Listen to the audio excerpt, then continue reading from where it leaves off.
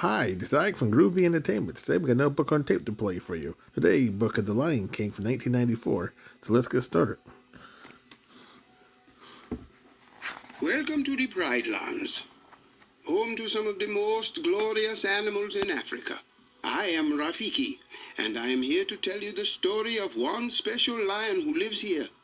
A lion who holds a very dear place in my heart. You can read along with me in your book. Every time you hear this sound, you will know it is time to turn the page. Let us begin now. Every morning, as the sun peeks over the horizon, a giant rock formation catches the first rays of light. This is Pride Rock, home to my good friend King Mufasa and his lovely wife, Queen Sarabi. On this particular morning, animals from all over the Pride Lands had journeyed to Pride Rock to honor the birth of their newborn cub, Simba. As part of the celebration, I had a special duty. I cracked open a gourd, dipped my finger inside, and made a mark on Simba's forehead. Then I lifted the future king up high for all to see. The elephants trumpeted with their trunks, the monkeys jumped up and down, and the zebras stamped their hooves with happiness. Not far from the ceremony, in a cave at the backside of Pride Rock, a scraggly lion with a dark mane grumbled, "Life's not fair. I shall never be king." This was Mufasa's brother, Scar, who was jealous of Simba's position as the next king. Moments later, Mufasa was at the doorway to the cave. Sarabi and I didn't see you at the presentation of Simba. Zazu, Mufasa's trusted advisor, also appeared. You should have been first in line. I was first in line until the little hairball was born. And with that, Scar stalked out of the cave. Before long, Simba grew into a healthy, playful young cub. Early one morning, he and Mufasa climbed to the top of Pride Rock. As they looked out at the rising sun, Mufasa pointed to the light beams that stretched across the Pride Lands. Look, Simba. Everything the light touches is our kingdom. Simba scanned the horizon and noticed a dark spot in the distance. What about that shadowy place? That's beyond our borders. You must never go there, Simba. But I thought a king can do whatever he wants. There's more to being king than getting your way all the time. Everything you see exists together in a delicate balance. As king, you need to understand that balance and respect all the creatures, from the crawling ant to the leaping antelope. We are all connected in the great circle of life. Later, as Simba headed back down the path, he ran into Scar. Hey, Uncle Scar, guess what? I'm gonna be king of Pride Rock. My dad just showed me the whole kingdom, and I'm gonna rule it all. Scar looked slyly at the young cub. He didn't show you what's beyond that rise of the northern border. Well, no. He said I can't go there. And he's absolutely right. It's far too dangerous. Only the bravest lions go there. Promise me you'll never visit that dreadful place. When Simba returned home, he found his friend Nala and her mother Serafina visiting with Sarabi. Come on, I just heard about this great place. The mothers gave permission for the youngsters to go as long as Zazu went with them. Simba and Nala raced across the Pride Lands in an effort to lose the watchful bird. They led him through many herds of animals until they finally lost him. Once the cubs were free of Zazu, Simba pounced on Nala, then Nala flipped Simba onto his back.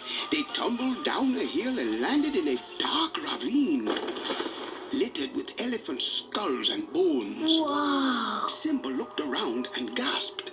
This is it. We made it.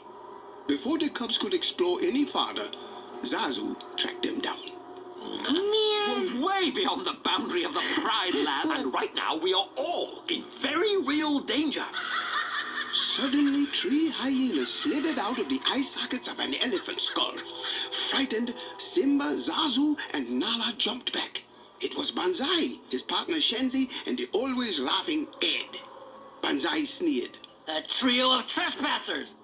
Zazu tried to lead the cubs to safety, but Banzai grabbed him by the neck and plopped him down. The hyenas circled their prey, licking their chops. What's the hurry? We'd love you to stick around for dinner. While the hyenas argued about who was going to eat whom, Simba, Nala, and Zazu quietly slipped away. But the hyenas weren't distracted for long. They gave chase, and Simba and Nala had to run as fast as they could. Finally, they tried hiding behind some elephant bones. Just when it looked as if it were all over for the young cubs, Mufasa appeared and sent the hyenas flying with a swipe of his big paw. If you ever come near my son again. The hyenas slinked away, and Mufasa glared at Simba. You deliberately disobeyed me. I'm very disappointed in you. Mufasa sent Nala and Zazu home so he could talk privately to his son. Simba peered up at his father. I was just trying to be brave like you. Being brave doesn't mean you go looking for trouble. Dad? We're pals, right? And we'll always be together, right? Mufasa looked up at the stars. Simba, let me tell you something my father told me. Look at the stars. The great kings of the past look down on us from those stars. So whenever you feel alone, just remember that those kings will always be there to guide you. And so will I. Meanwhile, the hyenas received another visitor. An angry Scar showed up at their lair. I practically gift-wrapped those cubs for you, and you couldn't even dispose of them. Scar warned the hyenas to be prepared. Banzai laughed. Yeah, be prepared. We'll be prepared. For what? Scar looked at him with danger in his eyes. For the death of the king! The following day, Scar invited Simba to join him in the gorge. When they arrived, Scar turned to his young nephew. Now you wait here. Your father has a marvelous surprise for you. Moments after he left, Scar signaled the hyenas, who chased a herd of wildebeests directly toward Simba. From a distance, Mufasa noticed the rising dust. Scar appeared quickly at his side. Stampede in the gorge. Simba's down there. Without waiting a second, Mufasa took off to save his young son. Mufasa plunged into the gorge and battled his way to the oncoming wildebeests. He found Simba, grabbed him by the nape of his neck, and put him on a nearby ledge. Suddenly, Mufasa was knocked back into the stampede. Dad! Desperately, he tried to climb up another ledge, from which Scar stood looking down on him. Brother, help me! Scar reached for Mufasa and pulled him close enough to whisper in his ear. Long live the king. Then Scar let go of Mufasa, and he fell to his death. Simba peered over the ridge, just as his father disappeared beneath the thundering stampede.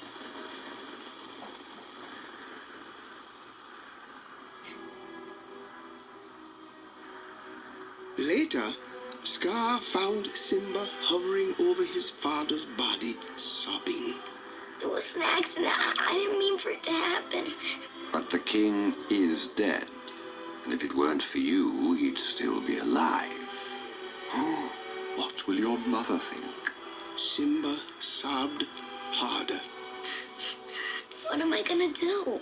Run away, Simba. Run. Run away. Simba did as he was told, unaware that his uncle's hyena friends had been ordered to finish him off. Scar returned to Pride Rock to take over the throne.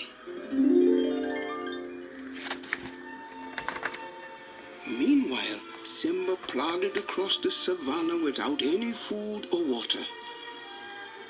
It wasn't long before he fainted under the hot sun.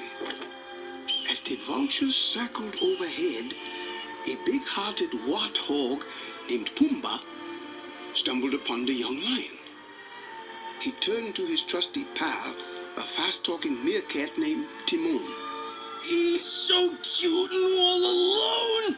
Can we keep him? Pumbaa, are you nuts? Lions eat guys like us. But Pumbaa scooped Simba up anyway and carried him to safety. When Simba awoke, the first thought that sprang to his mind was his father's death. Timon taught him about Hakuna Matata, which means no responsibilities, no worries.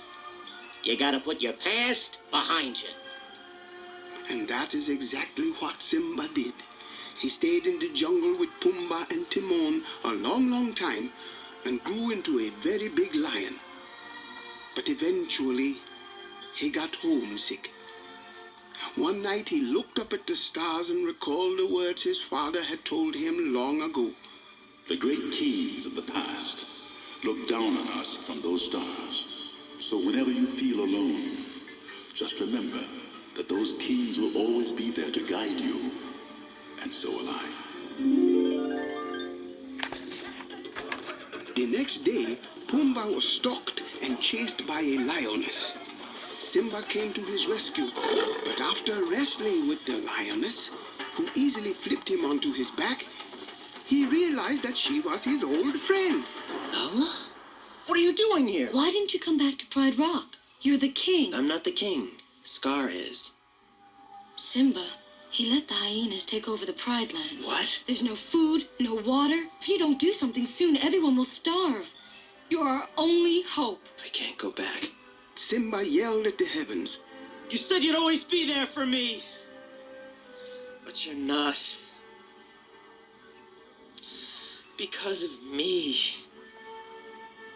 Simba didn't believe he could challenge Scar to the throne, so he stayed in the jungle with Nala and his new friends. But I knew the time had come for Simba to take his place in the circle of life, and I headed for the jungle. When Simba saw me, he was surprised. Who are you? The question is, who are you? I thought I knew. Now I'm not so sure. Well, I know who you are. You're Mufasa's boy. He's alive, and I'll show him to you. You follow old Rafiki. He knows the way. I led Simba to a reflecting pool. When he looked into the water, he saw a lion. That's not my father. It's just my reflection. No. Look hard. You see, he lives in you. The ghost of Mufasa magically appeared. Look inside yourself, Simba. You are more than what you have become. You must take your place in the circle of life. Encouraged by his father's words, Simba returned to Pride Rock. Nala, Pumbaa, and Timon followed. When Simba arrived, he found the land bare and dry. The hyenas were in control, and Scar was shouting at Simba's mother. Sarabi turned to Scar. We must leave Pride Rock. We're not going anywhere. I am the king. I can... You were half the king Mufasa was. I'm 10 times the king Mufasa was. Suddenly, a flash of lightning revealed the edge of Pride Rock, and there stood Simba. Scar jumped back. Simba, I'm a little surprised to see you. A alive. Give me one good reason why I shouldn't rip you apart. But Scar forced Simba to say in front of all the lions that he had caused his father's death. Scar smirked. Oh, Simba, you're in trouble again. But this time, Daddy isn't here to save you. And now everyone knows why. Simba backed up against the ledge. Lightning struck again, setting fire to the dry brush of the Pride Lands. Simba, knowing the truth, leapt on Scar. Nala and the other lionesses joined the battle. Through the smoke and flames of the brush fire, Simba spotted Scar trying to escape, and he ran after the old lion. Scar pleaded with his nephew. Simba, I'll make it up to you, I promise. How can I prove myself to you? Run. Run away, Scar, and never return. Scar started to slink off. But then he turned and lunged one last time at Simba. Simba moved quickly and flipped Scar over the ledge, where a pack of hyenas were waiting hungrily. Limping badly, Simba climbed up to the very top of Pride Rock. He let out a magnificent roar as he looked out over his kingdom. Before long, Pride Rock flourished again. Nala remained by Simba's side, and soon they had their own newborn cub. With all their friends around, including Zazu, Pumbaa, and Timon, a new celebration of life took place.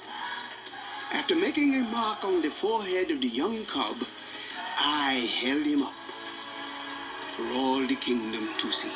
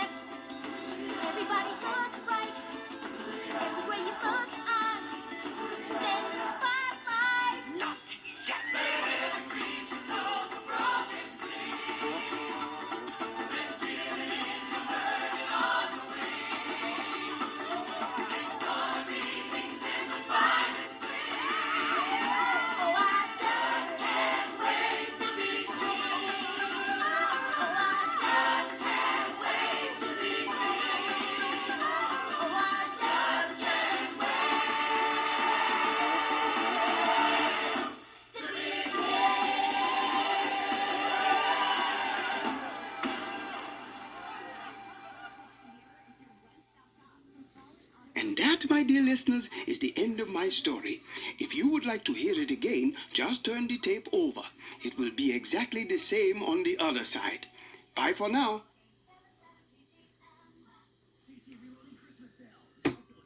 So that was The Lion King, 1994. So if you like, subscribe, share, and comment. Have a groovy day with another video coming out real soon.